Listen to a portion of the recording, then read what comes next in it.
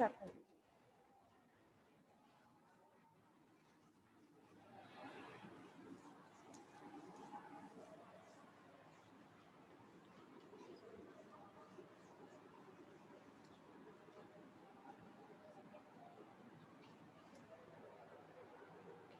Good afternoon, everyone.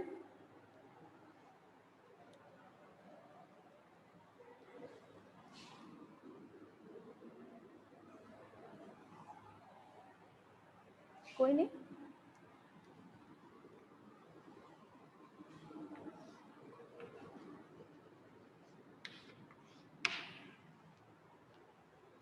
हाँ भाई, second year.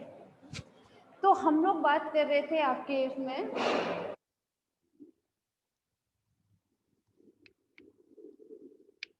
जो टॉपिक स्टार्ट किया था हम लोगों ने कल, वो था क्लोनिंग। तो थोड़ा सा रिवीजन कर लेते हैं हम लोग क्लोनिंग के बारे में कि क्लोनिंग जो है वो क्या होता है। वो शब्द आया है आपका ग्रीक वर्ड से, ठीक है। और ये ग्रीक में क्लोन, क्लोन का मतलब क्या होता है? ब्रांच, ठीक है। क्लोन का मतलब क्या रहता है? ब्रांच। तो मतलब इसमें हमें क्या करनी होती है? इसमें हमें हूबहू कॉपी बनानी होती थी, ठीक है। इसके बारे में हम लोगों ने उस दिन बहुत अच्छे से डिस्कस किया था, जिसमें हमने स्टडी किए थे टाइप्स ऑफ क्लोनिंग। और टाइप्स ऑफ क्लोनिंग में हमने बात की थी कितने टाइप्स की होती है क्लोनिंग? वो होती है आपकी 2 टाइप्स की। The first is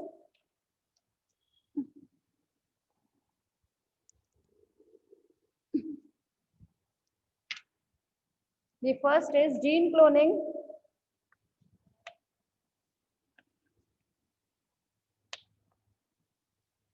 and second is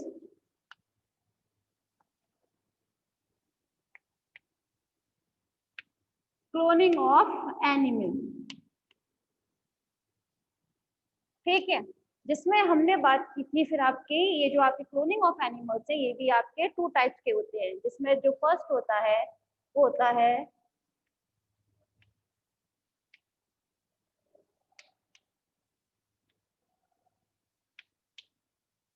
reproductive cloning and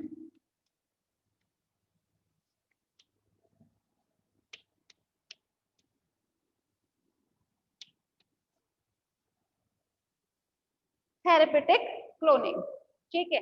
उसके बाद हम लोगों ने अभी सिर्फ यहाँ बात कर रहे थे रिप्रोडक्टिव के बारे में। उसके बाद हमने इसको 2 पार्ट्स में और डिवाइड किया था, जो था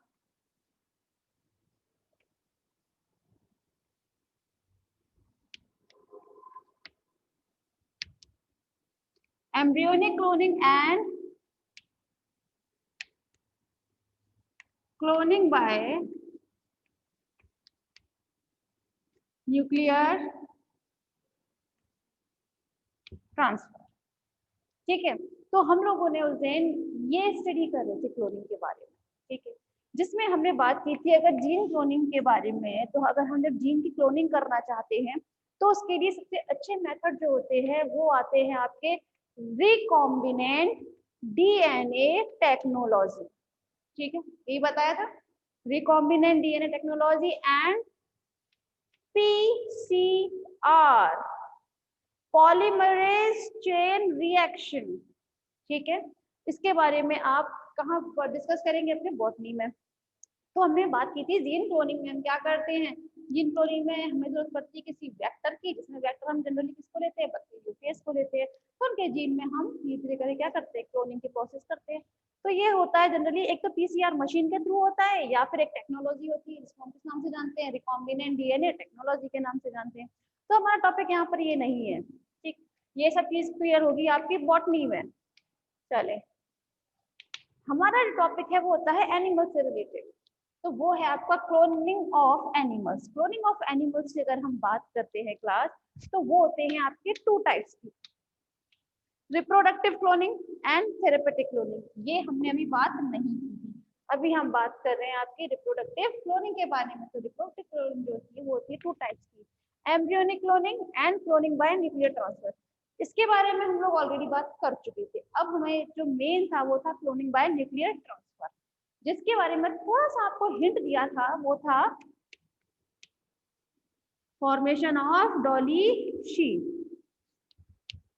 यही बताया था डॉली शीप के बारे में, इसके बारे में बहुत थोड़ा सा बताया था उस दिन। तो चलिए देख लेते हैं।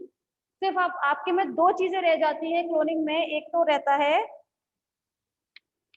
Cloning bye nuclear transfer and second is therapeutic cloning. ठीक है, तो जरा ध्यान दे लेते हैं।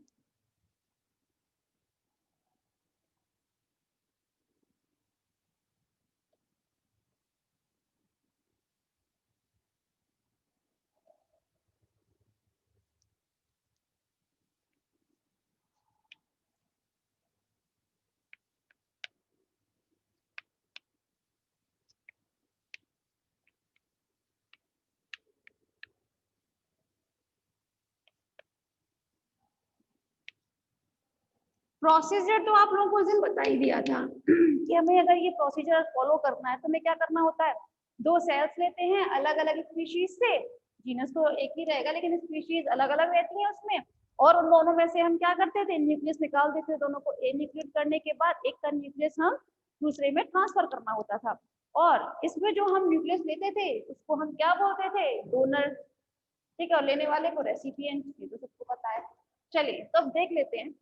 हम यहाँ बात कर रहे हैं आपके डॉली शीप, मतलब डॉली शीप का जन्म कैसे हुआ था, हम उसके बारे में बात कर रहे हैं। डॉली शीप का जन्म जो हुआ था उस मेथड का नाम था क्लोनिंग बाय न्यूक्लियर ट्रांसफर। ठीक है, तो इसके लिए देखते हैं। सबसे पहले हमने यहाँ पर अलग अलग स्पीशीज से दो सेल ली थी, जिसमें जो पहली सेल थी, ठीक है, वो सेल थी आपकी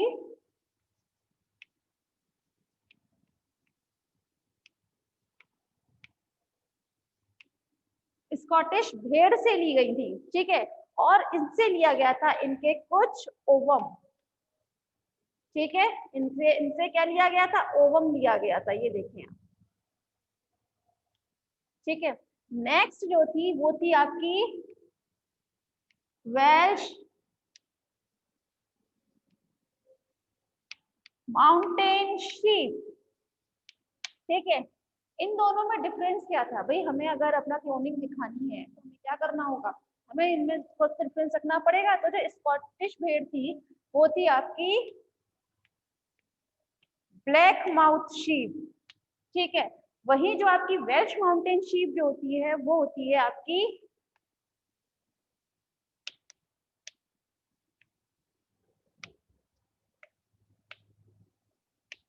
व्हाइट माउथ शीप। मैम थोड़ा सा बड़ी जॉब दे रहे हैं,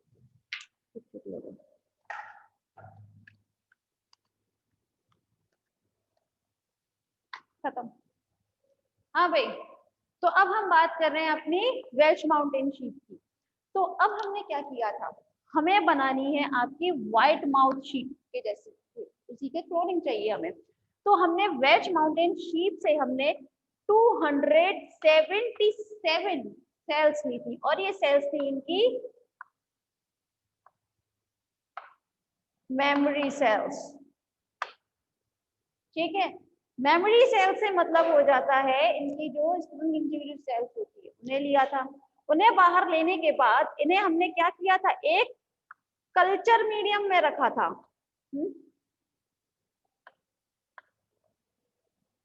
कल्चर मीडियम में रखने के बाद इन्हें हमने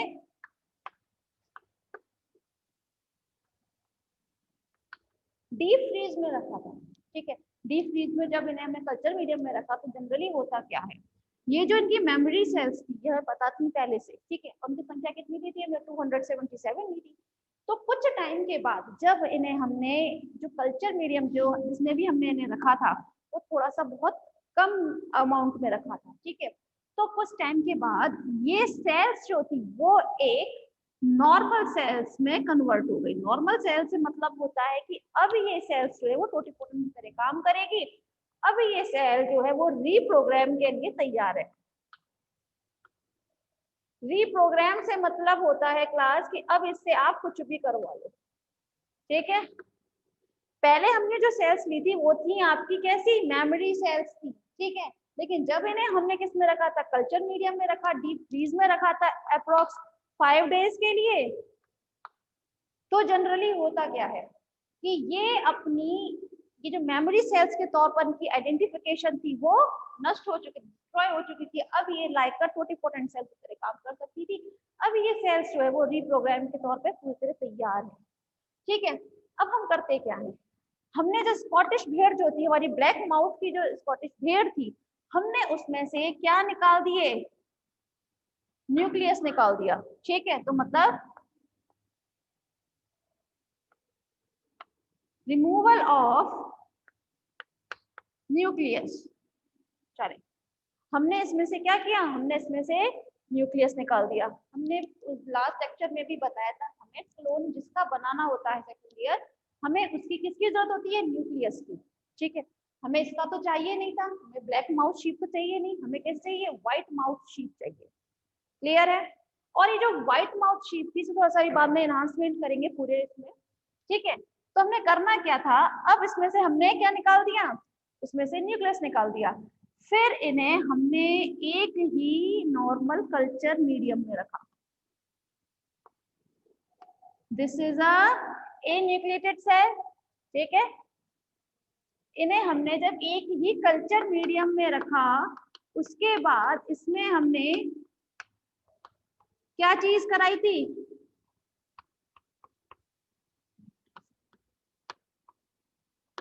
इलेक्ट्रिसिटी फ्लो कराई इसमें से हम। ठीक है, फ्लो ऑफ इलेक्ट्रिसिटी। तो उसकी वजह से क्या होता है सेकंड ईयर कि ये दोनों सेल्स जो हैं वो फ्यूज हो जाती हैं। चलिए, मतलब इस सेल ने जिसके अंदर न्यूक्लियस नहीं था, उसने इसके न्यूक्लियस को अपने अंदर समाहित कर लिया था। ठीक है, क्योंकि इलेक्ट्रिसिटी की वजह से इन सेल्स में क्या होगा, इनमें कुछ चेंजेस होंगे, और इसकी वजह से क्या हुआ, इस वाली सेल ने इसको अपने अंदर समाहित कर लिया। देखिए, ठीक है, तो यहाँ पे जो प्रोसेस हुई वो हुई आपकी फ्यूजन।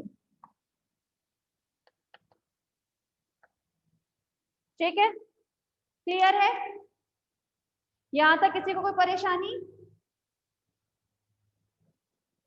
सेकंड ईयर किसी को परेशानी है तो बताएं। क्लियर है, चलो ठीक है, एक सेकंड। हाँ भाई, चलो एक बार थोड़ा सा इसको अच्छे से वो कर लेते हैं। एक साइंटिस्ट थे जिनका नाम था विलमार्ट, कहाँ लिखते हैं, ऊपर लिखते थे,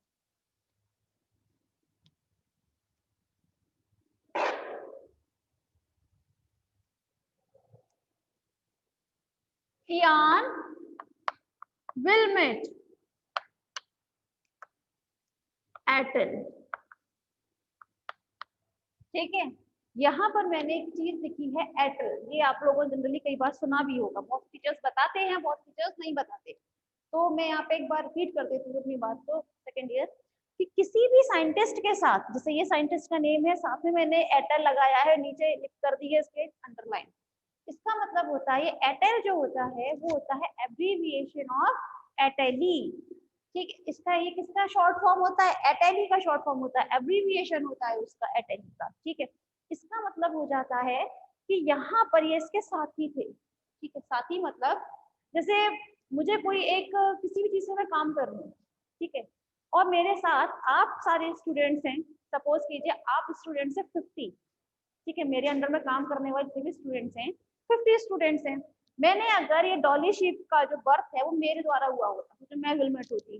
तो एक बात बताओ, कोई भी प्रोग्राम हम कुछ भी करते हैं, किसी भी लीडरशिप करते हैं, लीडर एक होता है, एक्सपेरिमेंट करने वाला कोई एक होता है, ज्यादा से ज्यादा 2 साइंटिस्ट होते हैं।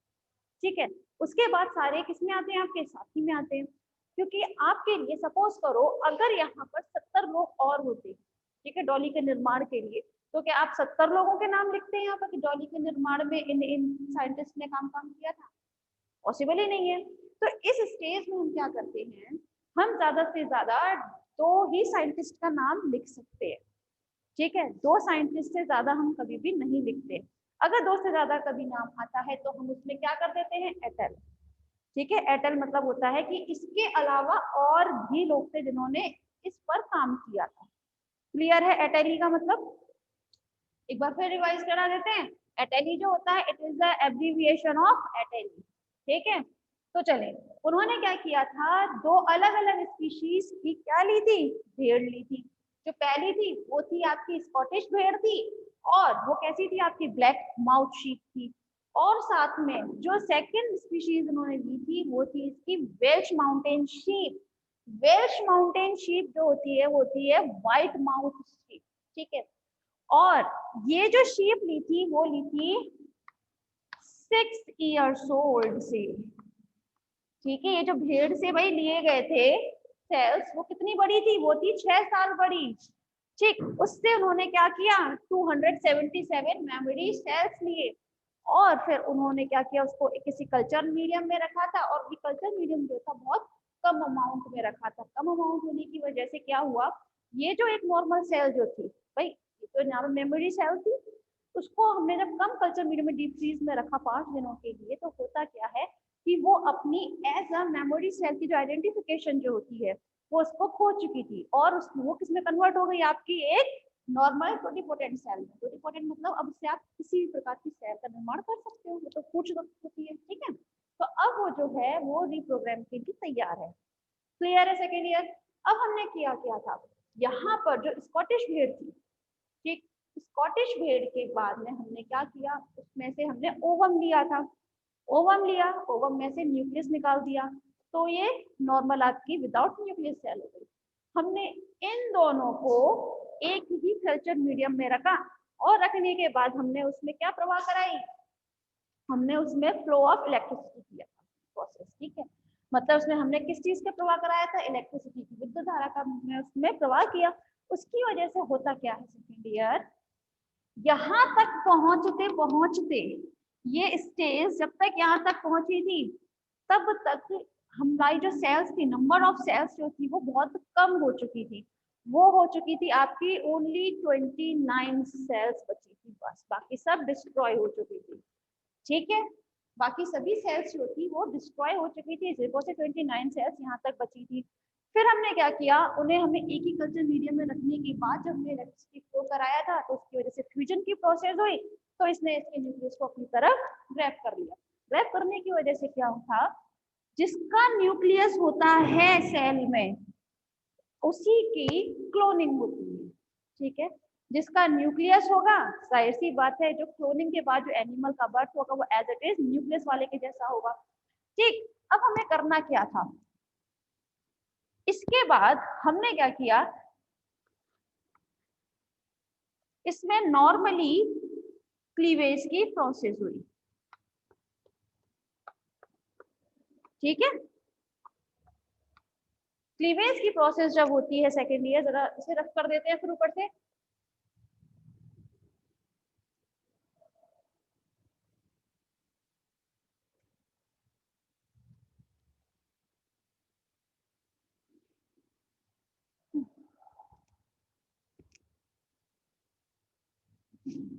फिर हमने अपने इन सेल्स को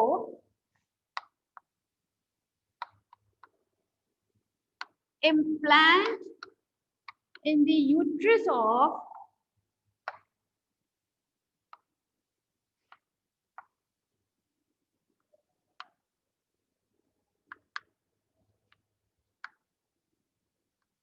हमने वहां पर फिर एक नेक्स्ट प्रोसेस की, जो आपकी नॉर्मल आपकी सेल जो थी उसको हमने इम्प्लांटेशन की प्रोसेस की, इम्प्लांट किया किसमें, सरोगेट मदर में। सरोगेट मदर जो थी यहाँ पर वो हमने नंबर ली थी ओनली 13। भाई ये तो आपको पता है हम एक से ज्यादा एम्ब्रियो को इम्प्लांट कर सकते हैं बॉडी में, क्योंकि जरूरी नहीं है ना आगे जाकर वही सारे के सारे ग्रो करें, जरूरी तो नहीं होता है। तो यहाँ पर हमने सरोगेट मदर का जो नंबर लिया था वो थी 13। 13 शीप यूज की थी, ठीक है। और ये शीप जो थी वो थी आपकी ब्लैक माउथ शीप,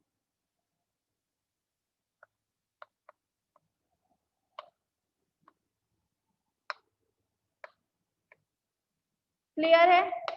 तो यहाँ पे जो हमने एज अ सरोगेट मदर हमने यूज किया था क्लास, वो कैसी थी, ब्लैक माउथ शीप थी। हमने उसकी यूट्रस में जाके आपके इन एम्ब्रियोज को जब ये क्या होने लगे थे, धीरे धीरे से क्लीवेज की प्रोसेस में थे, हमने उन सेल्स को ले जाकर उनको क्या किया, इम्प्लांट कर दिया। ठीक है, क्लियर था।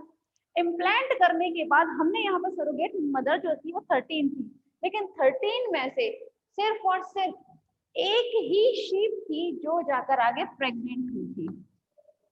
Only one sheep. ठीक है, सिर्फ और सिर्फ एक ही शीप थी जो क्या हुआ था, आगे जाकर प्रेग्नेंट हुई थी। और उसने क्या किया था, आगे जाकर उसने डॉली भेड़ को जन्म दिया था। ठीक है, क्लियर है। यहाँ पर फिर से बता देते हैं कि यहाँ पर जो हमने सरोगेट मदर ली थी वो 13 ली थी। हमने 13 मदर के अंदर 29 सेल्स को क्या किया था, इम्प्लांट किया था। इम्प्लांट करने के बाद 13 में से सिर्फ और सिर्फ एक ही शीप थी जो क्या हुई थी, प्रेग्नेंट हुई थी, और उसने आगे जाकर डॉली भेड़ को जन्म दिया था। ये डॉली भेड़ जो थी वो अपनी इस सरोगेट मदर के थ्रू नहीं थी। ठीक है, बिल्कुल अपनी सरोगेट मदर जैसी नहीं थी। ये थी आपकी white mouth sheep. White mouth sheep से मतलब है ये थी आपकी वेल्श माउंटेन शीप के जैसी। ठीक है, जिस तरह से उसने, कौन थी ये, डोनर न्यूक्लियस जिसने दिया था। ठीक है, डोनर थी न्यूक्लियस की, उसके जैसी इसका क्लोनिंग हुई थी, उसके जैसा इसका जन्म था, क्योंकि ये व्हाइट माउथ थी। व्हाइट माउथ में हमने किसका लिया था, वेल्श माउंटेन शीप का हमने यूज किया था। उसी में से तो हमने 277 मेमोरी स्टेप्स ली थी। तो अब हुआ क्या था क्लास, अब जैसे ही कुछ टाइम तक तो इस शीप के बारे में साइंटिस्ट ने किसी को नहीं बताया था, क्योंकि भाई एकदम नया चमत्कार था, इस तरीके से क्लोनिंग की प्रोसेस हो रही थी, हम लोग नए नए आविष्कार कर रहे थे लोग। तो क्या होता है इस कंडीशन में कि कुछ समय तक तो इसके बारे में किसी भी ना न्यूज़पेपर में आई, ना किसी मैगजीन में इसके बारे में कोई खबर दी गई। जर्नल्स होते हैं, एक्चुअली मैगजीन से मतलब होता है यहाँ पे जर्नल से। आप लोग कोई भी अगर आप हायर स्टडीज में जाते हैं तो आगे जाकर आप जर्नल की स्टडी करेंगे। जर्नल आते हैं, जितने पीएचडी वगैरह होते हैं ना, पीएचडी होल्डर या एमफिल होल्डर, वो क्या काम करते हैं, अपने पब्लिशर्स को इसमें जर्नल्स में पब्लिश कराते हैं। तो इसके बारे में किसी भी ना जर्नल में कोई खबर थी, ना ही किसी न्यूज़पेपर में, ना कहीं पर भी कोई खबर नहीं दी गई। लेकिन जैसे जैसे साइंटिस्ट ने क्या किया, उन्होंने ये लगा कि एक नॉर्मल भेड़ है। ठीक, उन्होंने फिर इसकी खबर कहाँ दी, न्यूज़पेपर में दी। अब न्यूज़पेपर में जैसी खबर आती है तो कुछ लोग जो थे, कुछ नेता टाइप जो लोग थे, उन्होंने इस चीज को लेकर थोड़ा सा हंगामा कर दिया। उन्होंने ये बात बोला कि भाई इस तरीके से आप कैसे बना सकते हो किसी भी एनिमल को। सपोज करो ये आपने बनाई तो भेड़ है, मगर ये भेड़ थोड़ी अच्छी नहीं हुई तो, थोड़ी आक्रामक टाइप हुई तो, अभी तो आपको नॉर्मल लग रही है, लेकिन कुछ टाइम के बाद आप इससे भी अगर आगे जाकर मीटिंग कराते हैं तो इससे जन्म लेने वाली जो संतानें हैं, हो सकता है वो आगे जाके कुछ नुकसान करे। तो आप ऐसे कर कैसे सकते हैं।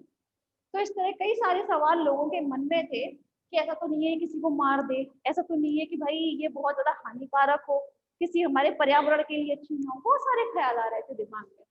तो उन सब से बचने के लिए जो साइंटिस्ट थे, जिन्होंने ये वेल में टेट्रल, जितने भी लोग थे, उन्होंने नॉर्मली बिहेव किया, उन्होंने उनकी बातों पर ध्यान नहीं दिया, सिर्फ और सिर्फ अपना जो काम था वो डॉली शीप पर ही अपना फोकस किया था। फिर उन्होंने क्या किया, इस डॉली शीप की मेटिंग कराई। ठीक है, मेटिंग से मतलब होता है कि इन्होंने इनको, जब ये मेच्योर हो गई, थोड़ी बड़ी हो गई थी, तो उसके बाद में इन्होंने इसकी क्या करवाई थी, फर्टिलाइजेशन की प्रोसेस कराई। तो उसके बाद इसने एक किसको जन्म दिया था, मेल शीप को जन्म दिया था। और इस मेल शीप को जन्म जब दिया, उसका नाम रखा था बोनी। उसका नाम रखा था बोनी। ठीक है, और ये जो जन्म देने वाले जो इसके फादर थे, जिससे इस बोनी का जन्म हुआ था, ठीक है, तो वो था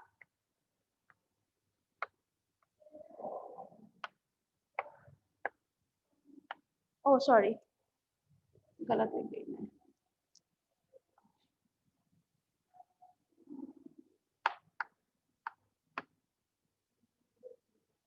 ठीक है, जो वेल्श माउंटेन मेल रैम जो था उसका नाम था डेविड।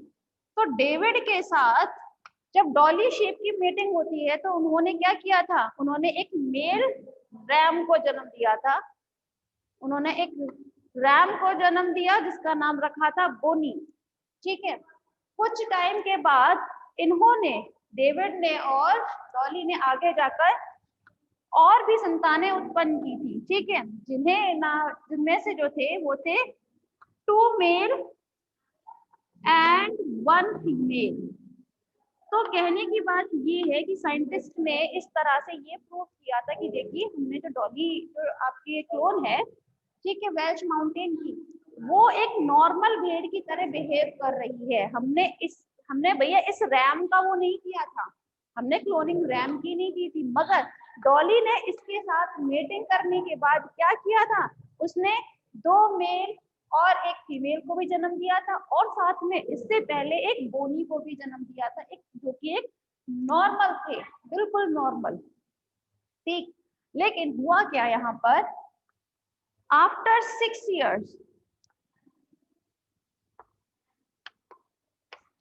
6 साल के बाद जो डॉली थी उसकी डेथ हो गई। ठीक है, तो डेथ होने के बाद होता क्या है कि अब जो और पहले से लोग थे वो भी शोर मचा रहे थे कि भाई ये तो गलत था, आपने पहले ही बताइए कैसे कर दिया था, इस तरह से आप कैसे कर सकते हैं क्लोनिंग की प्रोसेस किसी भी एनिमल की, ये तो गलत बात है। और जब मर गई वो 6 साल बाद, तो उन्होंने बात बोला, देखो हम पहले ही बोल रहे थे ये नॉर्मल भेड़ नहीं है, ये ऑलरेडी 6 साल में ही मर गई, जबकि जो नॉर्मल जो शीप होती है उसकी जो जिंदगी होती है वो अप्रोक्स 12 ईयर की होती है, तो फिर ये तो पहले 6 साल में मर गई, ऐसे कैसे। तो उसका जवाब साइंटिस्ट ने ये कहकर दिया था कि ये इसकी एक नेचुरल मौत है, क्योंकि हम जब इसका जन्म हुआ था, ये उसी वक्त जब इसका जन्म हुआ था, तब जन्म कहाँ कराया था हमने इसका, भी ये रहा, जब इसका जन्म हुआ था ये उसी वक्त 6 साल की थी, जन्म के टाइम पर ही, जबकि जन्म के टाइम पर तो कोई 6 साल का हो नहीं सकता, मगर साइंटिस्ट ने बोला कि नहीं, जब इसका जन्म हुआ था ये उसी दौरान 6 साल की थी, क्योंकि फिर उन्होंने याद कराया स्टार्टिंग में जब उन्होंने मेमोरी सेल्स ली थी, है ना, जो वेल्श माउंटेन शीप से जब मेमोरी सेल्स ली थी, वो जो आपकी शीप थी वो 6 साल की थी। ठीक है, तो जब हमने 6 साल की ही सेल से आगे जाकर हमने इस शीप का निर्माण किया था, इसको बर्थ कराया था, तो जाहिर सी बात है ये जन्म के ही टाइम पर कितने साल की थी, 6 साल की थी, 6 साल और जी गई, तो इसका मतलब हुआ इसकी ये नॉर्मल नेचुरल डेथ है। ठीक है, तो इस तरह से इन साइंटिस्ट ने, विल्मेट एंड एटेल, जितने भी और लोग थे, उन्होंने क्या किया था, उन्होंने सभी लोगों को अपने आंसर दिए थे। किसी को परेशानी, जो आज बताया गया है वही, देखो उस दिन इतना टाइम नहीं था क्लास, इसीलिए उस चीज को बहुत जल्दी जल्दी क्लियर करना था उस दिन। हाँ, कोई परेशानी है किसी को तो पूछ सकता है। क्लियर, वैसे एक बार और वो करा देंगे भी। अच्छा एक काम करते हैं, बैठो सेकेंड ईयर, जरा रिज्वाइन कीजिए पहले, है ना।